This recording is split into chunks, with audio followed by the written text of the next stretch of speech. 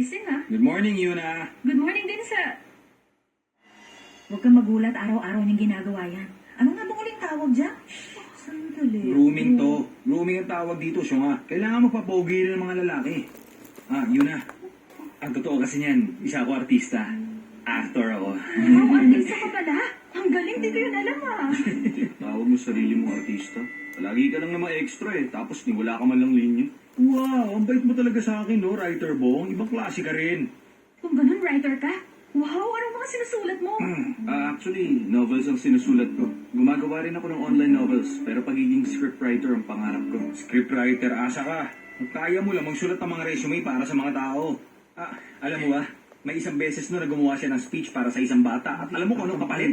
Isang supot lang ng chips. Anong klaseng writer ang gumagawa ng ganon kapalit na walang kwentang bagay? Alam mo talaga. Hindi ka writer, no? Kaya ka naman Ano nga yan? Pareho lang naman kayong dalawa kaya itigil nyo na yung pagtatalo nyo. Hoy, mas matino naman kami sa'yo, no? Ikaw, muntik mo na sunugin yung buong movie set dahil sa pag-iihaw mo ng kamote kaya tinanggal ka.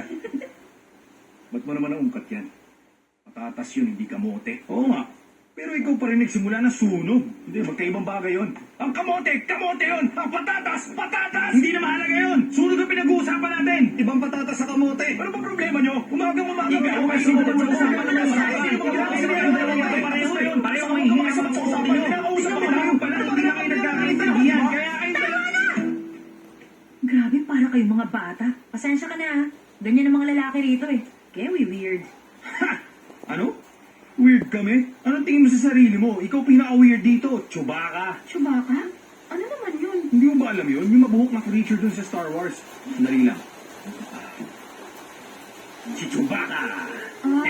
Pero bakit tinatawag mo siya ng Chewbacca? Kasi si Chewbacca at si Sojin, parehong... Ito, ano mo sasabihin sa kanya? Oo na! Oo na!